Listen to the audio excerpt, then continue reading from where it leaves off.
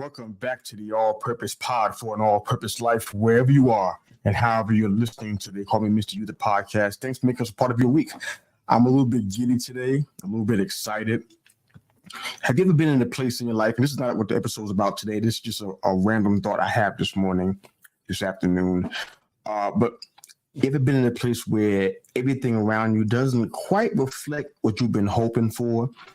You don't really see it yet. You know it's there. You know it's coming, but you don't quite see it yet.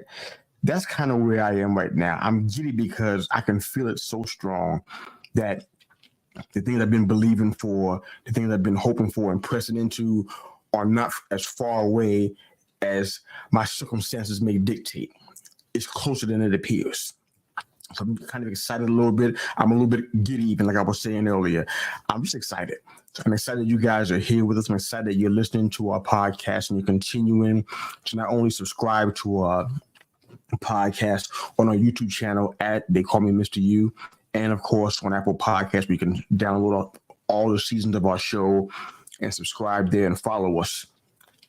But anyway, you listen to our podcast, wherever you get your audio and video podcast from, you can find They Call Me Mr. You, the podcast. So we thank you again for listening. I'm excited about the fact that you're here. I'm loving what I'm hearing from you guys about what you think about the show, where things are going, some of our new content coming up soon. I'm excited that you're excited. I heard about it just a couple of days ago. You're excited about what we're excited about. We haven't even launched it yet, but you're excited about it. You want to hear about this kind of stuff. This is the kind of content that you want from us. So I'm excited that we can deliver it. And I'm praying that we're going to be able to do a good job of doing so. So just excited about everything that's going on. Hopefully you can follow us in our show notes. At the end of the show, I'll remind you again how to follow us, how to subscribe to our show, how to support us if you want to. I'll share all that stuff at the end. But I want to just take a little bit of time today to kind of just talk to you about just the idea of integrity. The title of this episode is The Building Blocks of Integrity. I want to make sure that you guys understand my heart in this, because if you're listening for the first time, you may not understand where I'm coming from at first. If you haven't heard the 4+ seasons of our show, you might not understand kind of my MO for why I do what I do. It's a lot to get into right now, but just know that I have the best of intentions with whatever I talk about.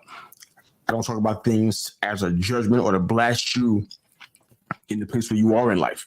My only goal here is to share with you what I've experienced, the downfalls I've had, the pitfalls I had to deal with, and how I came through those, and how if perhaps my mistakes can help you not have to make them. That's my main goal for a lot of what we do here on our podcast. But in regards to the topic of this episode today, integrity, this is really all about how we can be the best version of ourselves that we can be for our families, for our ministries, for our world at large. So I'm hoping this is going to be encouragement to you. If it's not, let me know why it's not. I'd love to hear back from you guys. But let's talk about integrity. And like I always do, the English major in me always comes out like that. Let's define integrity in a couple of ways. If you're looking at Merriam-Webster or a dictionary, it's going to probably say that integrity is defined as the quality of being honest and having strong moral principles and moral uprightness. The quality of being honest, having strong moral principles and moral uprightness. Now, if you're looking at it from a biblical standpoint, which I do very often, here are some of the hallmarks of a life that has integrity in it, or that's lived with integrity. The private and the public life are in sync with each other. Really important. Don't miss that one. The state of being whole, undivided, and unified. Also, there's a positive impact coming from your life presently with those around you and future in regards to generations. And lastly, you're exhibiting consistently a character of love, empathy, and compassion. And don't forget grace. That's what it looks like biblically to have integrity. Hope that all makes sense. If you jotting it down, just rewind it back so you can get those little points to jot in your notebooks so we can keep moving forward.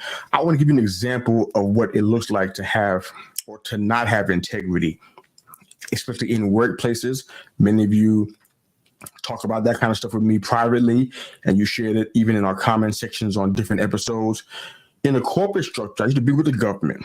I won't go into all the details. I got shows in the past, the first 3 seasons, I guess, that kind of get into it.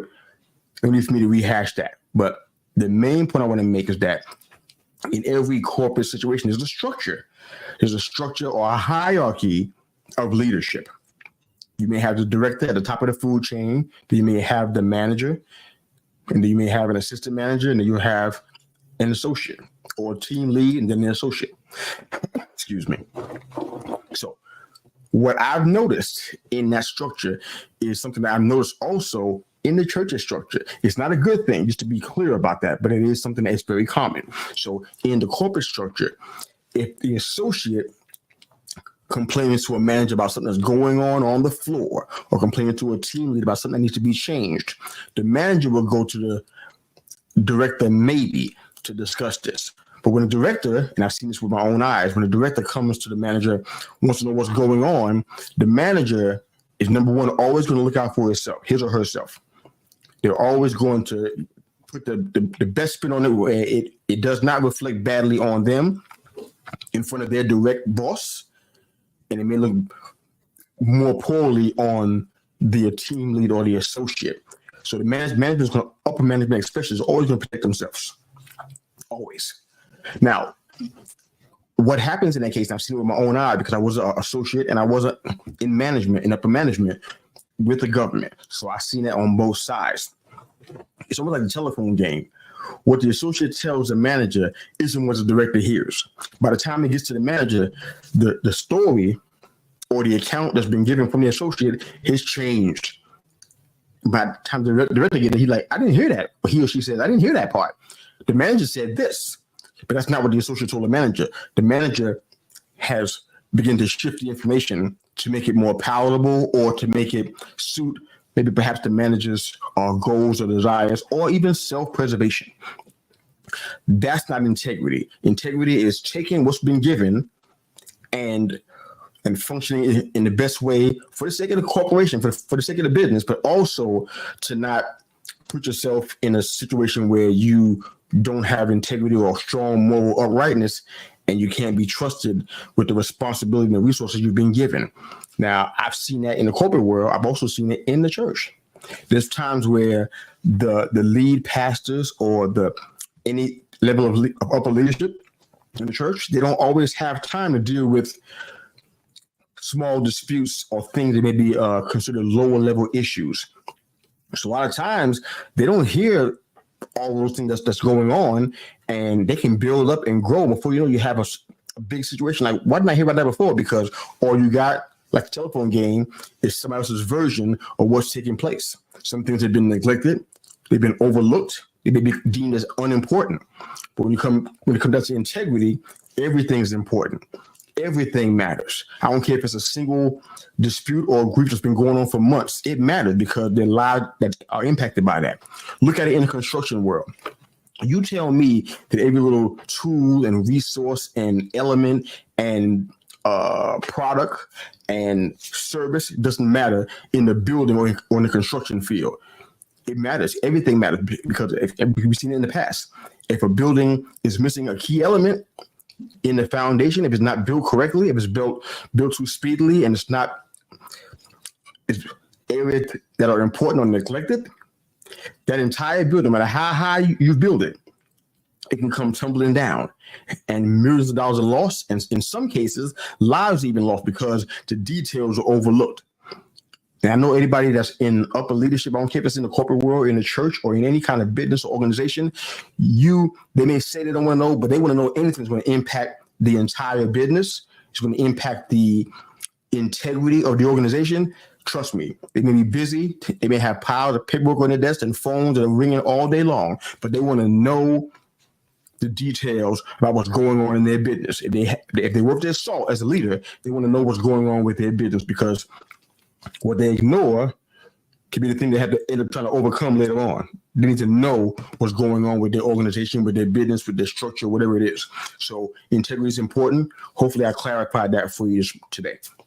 But, there's a big thing. I feel as though integrity is weird for a lot of people because in today's time, we seem to be able to be bought and sold, very, very easily. Integrity seems to be really hard to find in a lot of cases. There's a millionaire out here that's offering $1 million randomly to people in certain swing states, if you will, before the national election in a matter of weeks from now. And I know a lot of people that would jump at the chance to have $1 million in their hands right now. My only question to, because we're talking about integrity here, right? Imagine if you had $1 million in your hands right now, where you are in life, your state of mind, the mindset you have, how you treat other people, the things that you are dealing with that you haven't overcome yet, all those things are going on, plus the stresses of life and family and business and relationships and ministry, et cetera, et cetera. What does $1 million do in your situation right now? I know a lot of folks, if I ask on social media, I'd hear some of the most vain answers that they are. I'll probably hear that. But my question to you is, would you be able to handle $1 million in your hands right now? Should we in a name and claim it kind of mindset, especially in spiritual circles? People want to call the blessings down and just call the past whatever it is that they want. New house, new car, new husband, new wife, new everything, new job, no job. But can you handle that kind of situation? Now, I won't get to the political part of things that could be considered illegal. So those are legalities that have to be worked out. But I'm asking this because it's so easy for us to try to take hold of things that we can't handle. We want things that we've always wanted, but in real terms, we couldn't handle it if it was given to us. Now, I know people who are rationalized. I've asked this face to face. I've asked it through the podcast, through several seasons of this show. Could you handle $1 million to put into your hands today, where you are right now, mentally, physically, psychologically, emotionally, and spiritually? Could you handle $1 million in your hands right now? Do you know how many millionaires that have become millionaires quickly have already gone broke? You know how many folks have won the lottery and now they don't have anything? They're literally destitute. I mean, like nothing in savings. Their living situation is tenuous at best. And everything they had financially, they had several zeros at the end of it. Now they don't have anything. They barely even have all they may have is a zero. That's a real situation. And people look at that and they might mock it. So that won't happen to me. But why did it happen to them? Even if it's a cautionary tale, it's wise for us to learn from it. Why did that happen to them? And why can it happen to us? What makes us different from that lottery winner? What makes us different from that self-made millionaire? In the United States, adults, 1 out of every 11 adults are millionaires. 80% of U.S. millionaires still go to work. Why? Because most millionaires that statistically go broke, it's a staggering number, but it happens because they lose their primary source of income. They should have at least 3 income streams. And it's just wisdom, because if you put all your eggs in one basket and you rely on one thing, you find yourself in a situation where if anything happens to that primary source, you're in trouble. And it can end badly for you. And we've heard that so many times. It's really about integrity. I know if I ask that question about the $1 million, would you be able to handle that? I probably get 1 million yeses, 1 for every dollar.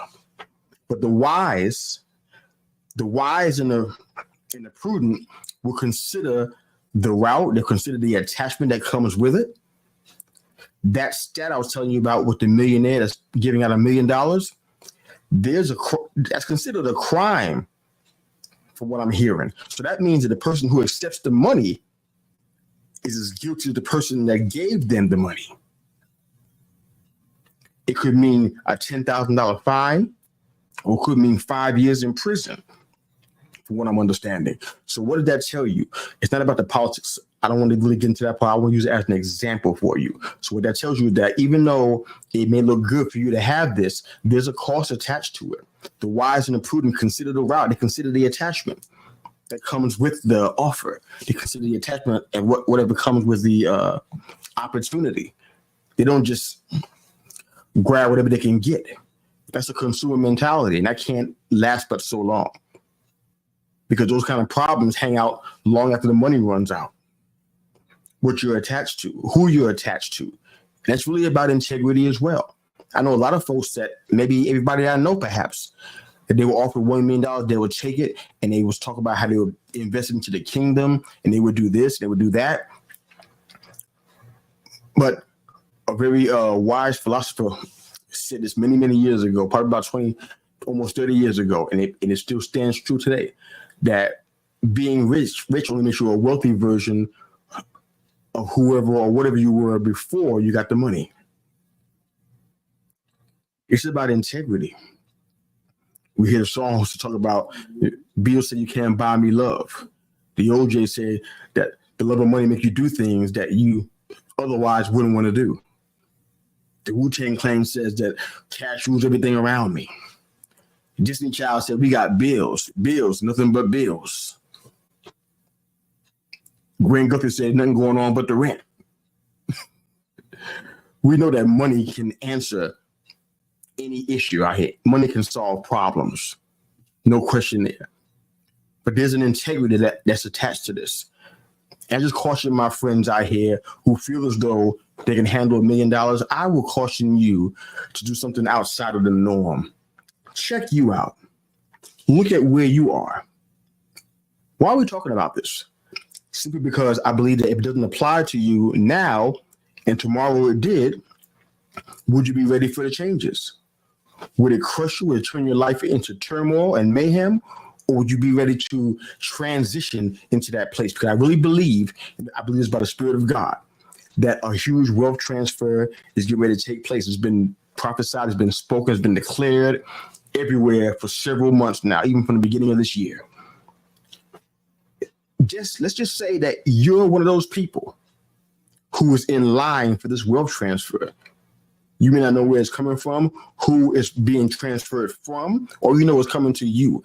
And now you instantly become a greater level of steward than you are right now. If you've been stewarding $10,000 faithfully, now you're stewarding $1 million. If you've been stewarding $50,000 right now you're stewarding $5 million. It's not easy to be a wise and faithful steward. It takes diligence, discipline, takes a level of self-esteem, but most of all, it takes definitely that strong moral uprightness that we were talking about earlier. It takes integrity to be able to do that. You could be surrounded by money, but if you don't have integrity, it won't serve you well. Judas was Jesus' treasurer. He was surrounded by all the money. His thoughts about the money were unclean, and it cost him his life. It can cost you your life if your heart posture is not right. When you're in a position to have more, you could be praying for it and asking for it and believing for it and even actually need it. But if your heart posture is not right, it will just destroy you. It won't profit you. It won't help you. Will you have the same thoughts about others that you have right now? If you had $1 million, would you fall for the same traps that you've been falling for up to this point? Would $1 million solve that issue? Would you still be struggling with a broke mentality because you grew up like that, but now you have $1 million? A lot of folks that were lottery winners that lost all of their winnings and don't have any savings or any kind of assets because they had the same mentality before they got the lottery winnings, and they carry that into that, and it caused them to lose everything. Essentially, it's like having a big paper bag with all of your goods in it and a hole in the paper bag. It's only a matter of time before you lose it all. I posted on social media this thought that I had because I thought it was so funny. I thought it was interesting to kind of reflect on it. We'll go ahead and close the show out after this. But at work, now as a manager, I know this full well. I've seen this with my own eyes. If your shift starts at 8 a.m., what does it mean when you sneak into work at 9:15? and act like you were always at your desk, like we couldn't see you, like me as the manager couldn't see you. You wouldn't do that in most cases because you value your job. You prioritize your job. It's important to you. You know you get a check from it to do with it whatever you need to do. So you show respect to your job. You show respect to your position, the time frame, et cetera, in most cases, I guess. How about with church, though? Service starts at 8 o'clock, and you have responsibilities, or you are a part of this community and family, and you sneak in. The church service starts at 8 or 9 o'clock, and you sneak in at 10:30, 11:30. And then you stay around as if you heard everything that went on. You heard the word. You are a part of the worship. You are part of the prayer. But you missed all of it. What's the priority there? What does it say to anybody that could be watching you? Are you saying this is the priority? Because I know most folks that do that would never do that on their jobs. They would get to work early before they allow it to happen. They know that's going to be crowded on Ashley Phosphate. They will leave home early to make sure they get to work early and be on time. Why is it different for a business meeting or for a Sunday service? Why is that different then? Why does that matter less then? It's about priorities. What's integrity for us is what we stand on, what we believe in. If you believe that your private and public life should be in sync, that's biblical integrity. If you believe that you should be undivided and whole and focused and single focused and unified with what matters in your life, if you believe to be positively impacted those that are around you, not just in your family, but in your circle, along with future generations, if it matters to you to exhibit the kind of consistent character that makes us different than those that claim to be like us. The Bible says, and I believe it's in John 13:35, it says that the people will know us as disciples of Jesus Christ by the way that we treat each other. That's how we're going to be known. The kind of integrity that we show to one another is how we'll be known. It's just something to think about. I'm glad you guys can kind of join me in this little exercise today. But if integrity matters to you, I really hope that you take to heart what we talked about today. If integrity was not on your mind and you just started to think about it, I'd love to have a conversation with you, kind of talk through some things and maybe answer some questions that you have. And perhaps I might help you kind of see things a little bit differently. If it'll help you, I'd be happy to help. If you're listening to our show, audio-wise, Apple Podcasts, of course, you can find our show there, and you can download all of our episodes from previous seasons, 4+ seasons. And, of course, you can follow our show there and subscribe. If you're just listening and you've already done that already on Apple Podcasts, of course, Spotify, iHeartRadio, Pandora, Amazon Music, you can listen to our show anywhere that you are. If you're watching us on YouTube or on some simulcast of social media, Facebook, TikTok, Instagram, Twitter, you can find us there as well, LinkedIn as well, you can find us there. So we are definitely glad to have you, however you listen to our show, however you're watching us today. But wherever you are and however you're listening to, they call me Mr. You, the podcast and the Inspiration Station. Thanks again for making us a part of your week. We definitely enjoyed spending this time with you. Reach out to us. Let us know what you think about our show, the content for today. If you have any questions for us, I'd love to hear those from you. Reach out. I'll reach out as soon as I can. Of course, if you have a question for us, you have the show notes, fan mail. You can send us a text to me directly, and I'll respond on the next episode. Have a great day. Enjoy the music. We're out of here.